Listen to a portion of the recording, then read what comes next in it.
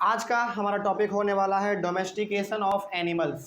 Domestication of animals. जानते हैं कि आखिर इस टॉपिक में क्या खास हमको सीखने को मिल सकता है। ठीक है, देखा जाए क्या है लिखा हुआ है। सबसे पहले तो हम लोग यहाँ पे देख लेते हैं डेफिनेशन डोमेस्टिकेशन का, है ना। कोई आपसे पूछ दे कि व्हाट इज डोमेस्टिकेशन, तो आप क्या लिखेंगे? इसी के बारे में पहले हम लोग जान लेते हैं, उसके बाद फिर आगे बढ़ेंगे। ठीक है, देखा जाए क्या लिखा हुआ है।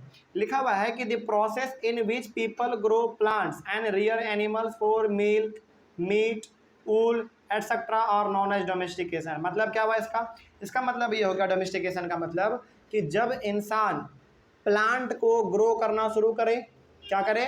प्लांट को लगाना शुरू करे, ग्रो करना शुरू करे, जो भी बोले दोनों का मतलब क्या है? सेम है।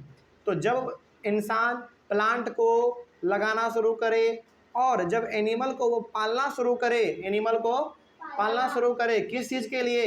मिल्क के लिए, मीट के लिए या फिर ऊल के लिए, जिससे कि कपड़ा बनता है हमारा ऊल से, है ना।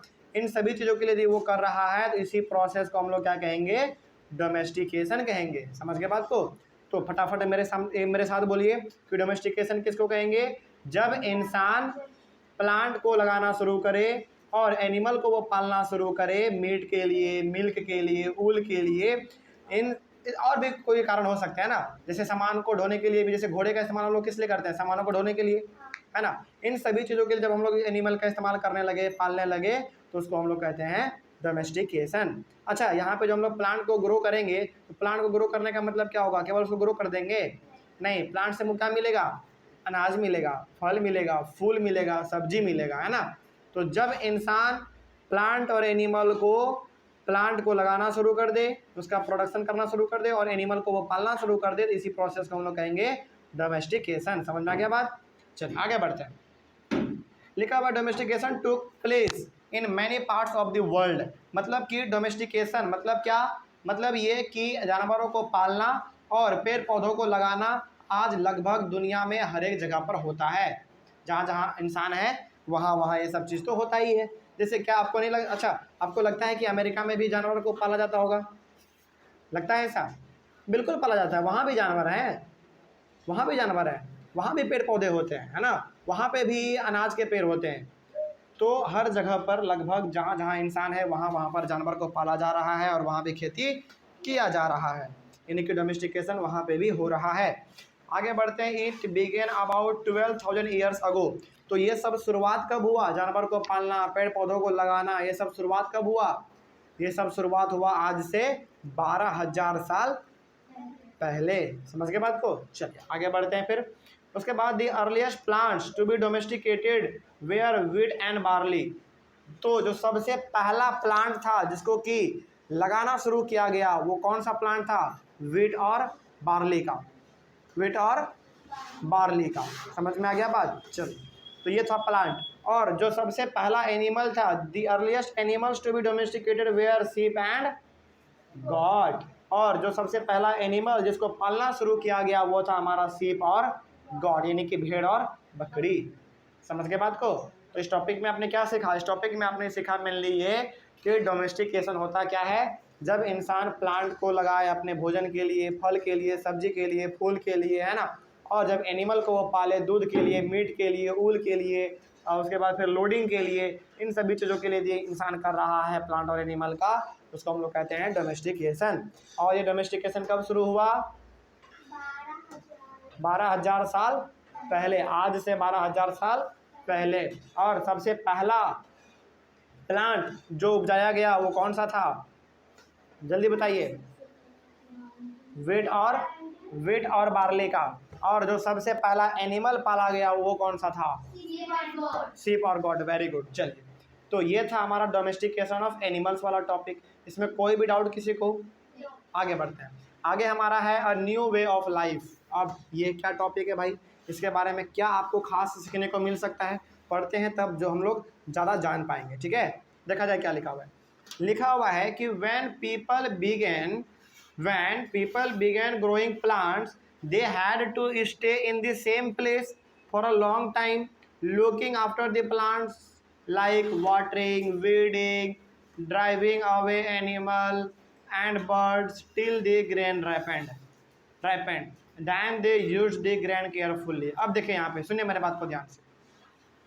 यहाँ पे लिखा गया है कि जब इंसानों ने प्लांट को ग्रो करना शुरू किया, क्या करना शुरू किया, प्लांट को ग्रो करना शुरू किया, तो जहाँ पे वो प्लांट लगाते थे, जहाँ पे वो प्लांट ग्रो करते थे, वहीं पे वो लोग क्या करने लगे, रहना शुरू करने लगे, है ना।